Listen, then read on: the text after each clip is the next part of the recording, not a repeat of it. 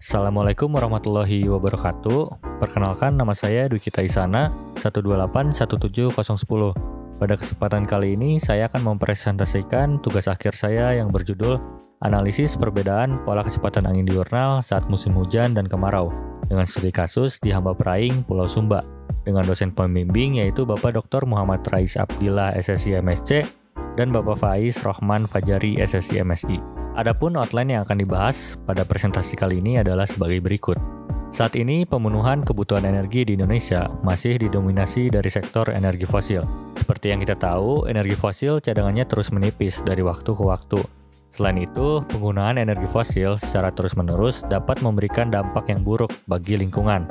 Karenanya diperlukan sumber energi lain yang bersifat terbarukan dan juga ramah lingkungan. Salah satu yang dapat dimanfaatkan dalam hal ini yaitu energi angin. Di Indonesia, Nusa Tenggara Timur merupakan salah satu provinsi yang memiliki potensi energi angin paling tinggi, menurut dokumen Renstra Ditjen EBTKE 2020. Satu di antaranya yaitu Pulau Sumba menurut Webowo DKK 2020. Terdapat tower meteorologi yang terpasang di Hamba Praing, Pulau Sumba. Tower meteorologi tersebut merupakan milik HIVOS, yaitu NGO asal Belanda yang berencana membangun energi angin di wilayah tersebut. Dari data tower meteorologi tersebut, kemudian dilakukan pengolahan data awal pada data kecepatan angin dan didapatkan hasilnya sebagai berikut. Gambar 1.3 merupakan plot heat map rata-rata kecepatan angin diurnal ketinggian 23 meter dan 33 meter. Terlihat terdapat perbedaan variasi pola kecepatan angin diurnal yang terjadi antara musim hujan dan kemarau. Pada musim hujan, pola kecepatan angin diurnal bernilai maksimum pada saat siang hari, atau bisa juga disebut dengan pola diurnal. Sedangkan pada musim kemarau, pola kecepatan angin diurnal bernilai maksimum pada saat pagi dan sore hari, atau bisa juga disebut dengan pola semi-diurnal. Pola serupa ditemukan oleh Rusmanan Sari 2019 pada penelitiannya, seperti yang ditunjukkan pada gambar 1.4. Namun, pada penelitian tersebut belum dijelaskan mengenai penyebab perbedaan pola kecepatan angin diurnal yang terjadi pada musim hujan dan kemarau. Oleh karena itu, pada penelitian ini akan mengkaji mengenai penyebab perbedaan pola kecepatan angin diurnal pada saat musim hujan dan kemarau. Rumusan masalah pada penelitian ini yaitu, dari pengolahan data awal pada data kecepatan angin didapatkan adanya perbedaan pola diurnal yang terjadi antara musim hujan dan kemarau. Pada musim hujan, pola kecepatan angin diurnal maksimum terjadi pada siang hari. Sedangkan pada musim kemarau, pola kecepatan angin diurnal maksimum terjadi pada pagi dan sore hari. Namun, terjadinya perbedaan pola diurnal tersebut masih belum diketahui penyebabnya. Tujuan penelitian ini yaitu mengidentifikasi penyebab terjadinya perbedaan pola diurnal yang terjadi pada musim hujan dan kemarau dengan studi kasus di Hamba Praing, Pulau Sumba. Adapun batasan pada penelitian ini yang pertama, daerah studi kasus yang akan dikaji berada di Hamba Praing, Pulau Sumba dengan koordinat sebagai berikut yang berlokasi di daerah pantai dengan topografi bukit bertipe flat area. Yang kedua, data observasi yang digunakan berasal dari data tower meteorologi tahun 2012 sampai 2015 dengan anemometer yang terpasang berada di ketinggian 23 meter dan 33 meter dan wind fan berada di ketinggian 29 meter. Yang ketiga, untuk mengidentifikasi penyebab terjadinya perbedaan pola kecepatan angin diurnal digunakan data dari hasil simulasi model WRF. Selanjutnya, metodologi penelitian. Data yang digunakan pada penelitian ini yang pertama yaitu dari data tower meteorologi HIVOS. Data yang dipakai yaitu dari bulan Oktober 2012 sampai Desember 2015 dengan resolusi temporal yaitu 10 menit. Kemudian yang kedua data final analysis atau FNL yang dikeluarkan oleh NCEP. Data ini akan digunakan sebagai inputan pada simulasi model WRF dengan resolusi spasial 1x1 derajat dan resolusi temporalnya yaitu 6 jam. Secara garis besar, metode pada penelitian ini adalah sebagai berikut. Gambar 2.1 merupakan efek tower shading yang dihasilkan pada anemometer ketinggian 33 meter dan 23 meter. Tower shading sendiri merupakan gangguan aliran udara di sekitar anemometer akibat adanya benda yang menghalangi. Dalam hal ini yaitu tower dan boom yang terpasang seperti yang ditujukan pada gambar 2.2. Kemudian QC dilakukan pada area yang dilingkari berwarna merah dengan batasan areanya sebagai berikut. Selanjutnya, QC dilakukan dengan langkah sebagai berikut. Jika pada area 1 dan area 2, rasio antara anemometer A dan anemometer B lebih dari 1, maka data anemometer A yang digunakan. Jika rasio antara anemometer A dan anemometer B kurang dari 1, maka data anemometer B yang digunakan. Selain daripada area tersebut, dilakukan perata-rataan pada kedua anemometer. Kemudian selanjutnya, dalam memilih waktu kajian, diawali dengan merata-ratakan kecepatan angin diurnal di tiap bulannya. Setelah itu dilakukan analisis diurnal harmonik untuk melihat amplitudo dari pola diurnal dan semidiurnalnya. Setelah itu menentukan 1 bulan dari musim hujan dan kemarau untuk dipilih 1 hari observasi yang mempunyai pola kecepatan angin diurnal yang mirip dengan pola kecepatan angin diurnal klimatologi bulanannya. Untuk simulasi model WRF, dilakukan 3 kali proses downscaling dengan domain tertinggi mempunyai resolusi spasial 3x3 km dan resolusi temporal yaitu 10 menit. Kemudian untuk parametrisasi fisis yang digunakan mengacu pada penelitian Hanifah 2022. Setelah itu dilakukan verifikasi model WRF secara kualitatif dan kuantitatif untuk melihat kesesuaian pola kecepatan angin diurnal hasil simulasi WRF dengan pola kecepatan angin diurnal klimatologi bulanannya. Kemudian, mengingat lokasi kajian berada di daerah pantai, maka akan diidentifikasi mengenai pengaruh dari angin darat laut dengan melakukan dekomposisi kecepatan angin horizontal, melakukan perhitungan gradien temperatur daratan dan lautan, dan analisis energi neto permukaan untuk menjelaskan waktu atau fase perbedaan temperatur yang terjadi. Selanjutnya, hasil penelitian. Gambar 3.1 merupakan plot heatmap rata-rata kecepatan angin diurnal ketinggian 33 meter dan 23 meter. Secara umum, pola kecepatan angin diurnal yang terjadi di ketinggian 23 meter dan 33 meter mempunyai pola yang serupa. Namun yang membedakan hanyalah magnitud kecepatan anginnya saja, di mana pada ketinggian 33 meter, kecepatan anginnya lebih tinggi dibandingkan dengan kecepatan angin di ketinggian 23 meter. Selanjutnya, dilakukan analisis diurnal harmonik dengan menggunakan kecepatan angin di ketinggian 33 meternya saja dan didapatkan hasilnya seperti yang ditunjukkan pada gambar 3.2. Terlihat pada bulan Agustus, amplitudo pola semidiurnalnya lebih tinggi dibandingkan dengan pola diurnalnya, yang berarti pola semidiurnal di bulan Agustus lebih sering terjadi dibandingkan dengan pola diurnalnya. Berdasarkan kedua plot tersebut, bulan Januari dan Agustus dipilih untuk dicari hari observasinya.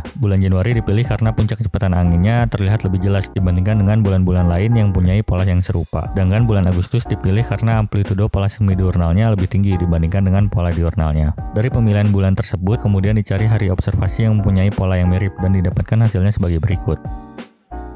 Setelah melakukan simulasi model WRF, selanjutnya dilakukan verifikasi hasil simulasi secara kualitatif dan kuantitatif. Gambar 3.5 merupakan perbandingan kecepatan angin klimatologi, hari observasi, dan hasil simulasi WRF pada bulan Januari dan Agustus. Pada bulan Januari, terlihat puncak kecepatan angin keluaran WRF terjadi pada siang hari, yaitu pada jam 11 WITA. Sedangkan pada bulan Agustus, terlihat puncak kecepatan anginnya yang terjadi pada pagi dan sore hari, yaitu pada jam 10 dan 16 WITA. Dalam hal ini, pola kecepatan angin diurnal yang dihasilkan dari simulasi model WRF cukup bisa merepresentasikan kejadian puncak kecepatan anginnya, meskipun secara waktu atau fasenya bergeser. Untuk selanjutnya akan dicari tahu penyebab terjadinya perbedaan puncak kecepatan angin pada kedua bulan tersebut. Dengan bulan Januari berfokus pada puncak kecepatan angin yang terjadi di jam 11 WITA. Sedangkan pada bulan Agustus hanya berfokus pada puncak kecepatan angin yang terjadi di sore hari, yaitu di jam 16 WITA. Selanjutnya, gambar 3.6 merupakan rata-rata kecepatan angin bulan Januari secara spasial, dengan gambar A merupakan rata-rata dalam 1 hari dan gambar B merupakan rata-rata per 3 jam. Pada gambar A terlihat anginnya berhembus dari arah barat. Hal ini bersesuaian dengan arah angin monsun pada musim hujan, yaitu monsun Asia, yang menyebabkan rezim angin baratan. Selanjutnya, pada gambar B, terlihat adanya perubahan pada arah angin dan temperatur akibat perbedaan pemanasan di daratan dan lautan karena faktor radiasi matahari dengan titik berwarna hijau merupakan lokasi kajian. Ketika siang hari terjadi pemanasan pada permukaan, daratan memanas lebih cepat dibandingkan lautan, sehingga udara di atas daratan menjadi lebih hangat dibandingkan udara di atas lautan. Akibatnya, udara hangat di daratan naik. Saat udara hangat di atas daratan naik, udara yang lebih dingin di atas lautan mengalir di atas permukaan daratan untuk menggantikan udara hangat yang naik, dan terjadi aliran balik dalam arah yang berlawanan di lapisan atas untuk menjaga keseimbangan massa sehingga terjadi aliran angin laut. Sebaliknya, ketika malam hari, saat tidak adanya pemanasan pada permukaan, daratan mendingin lebih cepat, sehingga udara di atas lautan lebih hangat dibandingkan di daratan.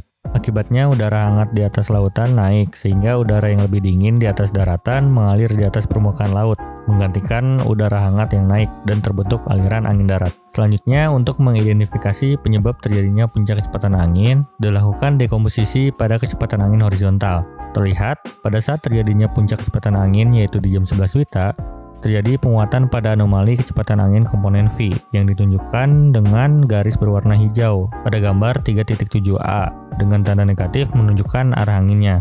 Hal tersebut sesuai dengan plot Hofmöller yang menunjukkan adanya penguatan pada anomali kecepatan angin komponen V atau meridional.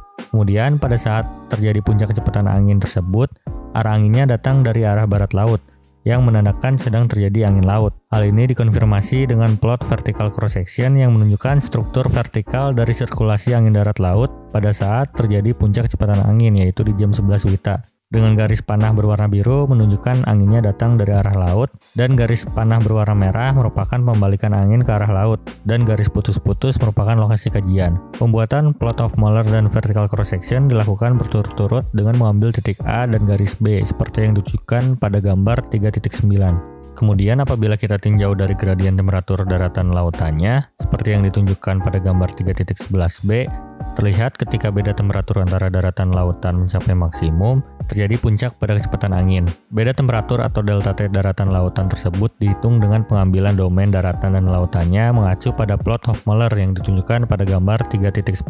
Hal ini sesuai dengan penjelasan Casiono 2006 yang menyebutkan angin laut mencapai maksimum ketika beda temperatur antara daratan dan lautan mencapai maksimum. Kemudian untuk menjelaskan puncak perbedaan temperatur yang terjadi, selanjutnya dilakukan analisis energi neto permukaan. Terlihat energi neto permukaan yang ditunjukkan dengan garis berwarna kuning pada gambar 3.12a banyak dipengaruhi oleh faktor radiasi neto permukaan yang ditunjukkan dengan garis berwarna ungu. Pada saat terjadinya puncak perbedaan temperatur yaitu di jam 11 WITA, terjadi puncak pada radiasi neto permukaan. Kemudian untuk melihat kontribusi radiasi yang paling besar pada radiasi neto, dilakukan dekomposisi seperti yang ditunjukkan pada gambar 3.12b. Terlihat kontribusi paling besar yaitu karena radiasi gelombang pendek yang mengarah ke bawah. Hal ini menandakan bahwa pada saat terjadi puncak perbedaan temperatur antara daratan dan lautan disebabkan oleh radiasi gelombang pendek yang mengarah ke bawah. Gambar 3.13 merupakan rata-rata kecepatan angin bulan Agustus secara spasial. Pada gambar A, terlihat anginnya berhembus dari arah timur. Hal ini bersesuaian dengan arah angin monsun pada musim kemarau, yaitu monsun Australia yang menyebabkan rezim angin timuran. Selanjutnya, pada gambar B, terlihat adanya perubahan pada arah angin dan temperatur akibat perbedaan pemanasan di daratan dan lautan seperti halnya pada bulan Januari. Kemudian, apabila kita lihat dari dekomposisi kecepatan angin horizontalnya, terlihat pada saat terjadi puncak kecepatan angin yaitu di jam 16 WITA, terjadi penguatan pada anomali kecepatan angin komponen U dan komponen V. Hal tersebut sesuai dengan plot Hofmüller yang menunjukkan adanya penguatan pada anomali kecepatan angin komponen V. Selanjutnya, pada saat terjadi puncak kecepatan angin tersebut, arah anginnya datang dari arah timur laut, yang menandakan sedang terjadi angin laut. Hal ini dikonfirmasi dengan plot vertical cross section yang menunjukkan struktur vertikal dari sirkulasi angin darat laut pada saat terjadi puncak kecepatan angin di jam 16 WITA. Dengan garis panah berwarna biru menunjukkan anginnya datang dari arah laut, dan garis panah berwarna merah merupakan pembalikan angin ke arah laut. Kemudian apabila kita tinjau gradien temperatur daratan lautannya seperti yang ditunjukkan pada gambar 3.17b, terlihat ketika beda temperatur antara daratan dan lautan mencapai maksimum, tidak disertai dengan terjadinya puncak pada kecepatan angin, seperti halnya pada bulan Januari. Akan tetapi, secara waktu atau fase terjadinya perbedaan temperatur maksimum antara daratan dan lautannya bergeser. Untuk menjelaskan puncak perbedaan temperatur yang terjadi, selanjutnya dilakukan analisis energi neto permukaan. Terlihat energi neto permukaan yang ditunjukkan dengan garis berwarna kuning pada gambar 3.18a banyak dipengaruhi oleh faktor radiasi neto permukaan. Terlihat pada saat terjadinya puncak perbedaan temperatur yaitu di jam 14 WITA, tidak diikuti dengan terjadinya puncak pada radiasi neto seperti halnya pada bulan Januari. Hal ini menandakan bahwa pada saat terjadi puncak perbedaan temperatur antara daratan dan lautan tidak secara langsung dipengaruhi oleh radiasi gelombang pendek yang mengarah ke bawah. Dalam artian, waktu atau fase terjadinya tidak secara bersamaan. Kesimpulan pada penelitian ini yang pertama, terdapat pengaruh dari sirkulasi angin darat laut pada kedua musim. Pada bulan Januari, terjadi penguatan angin laut yang berasal dari barat laut, sedangkan pada bulan Agustus, terjadi penguatan angin laut yang berasal dari timur laut. Yang kedua, puncak kecepatan angin pada bulan Januari terjadi dikarenakan perbedaan temperatur antara daratan dan lautan mencapai maksimum. Sedangkan pada bulan Agustus, ketika terjadi puncak kecepatan angin, tidak disertai dengan perbedaan temperatur maksimum antara daratan dan lautan. Akan tetapi, waktu atau fase maksimumnya bergeser. Yang ketiga, perbedaan temperatur maksimum antara daratan dan lautan pada bulan Januari dan Agustus disebabkan karena terdapat perbedaan energi neto permukaan yang banyak dipengaruhi oleh radiasi gelombang pendek yang mengarah ke bawah. Pada bulan Januari, terjadinya perbedaan temperatur maksimum antara daratan dan lautan bersamaan dengan terjadinya radiasi maksimum gelombang pendek yang mengarah ke bawah. Sedangkan pada bulan Agustus, terjadinya perbedaan temperatur maksimum antara daratan dan lautan tidak bersamaan dengan terjadinya radiasi maksimum gelombang pendek yang mengarah ke bawah. Akan tetapi, waktu atau fasenya bergeser. Saran untuk penelitian selanjutnya yaitu menganalisis variabel meteorologi yang lain selain perbedaan temperatur antara daratan dan lautan untuk bisa menjelaskan penyebab puncak kecepatan angin yang terjadi di pagi hari pada bulan Agustus. Berikut daftar pustaka yang saya gunakan. Terima kasih, kurang lebihnya mohon maaf. Sekian dari saya. Assalamualaikum warahmatullahi wabarakatuh.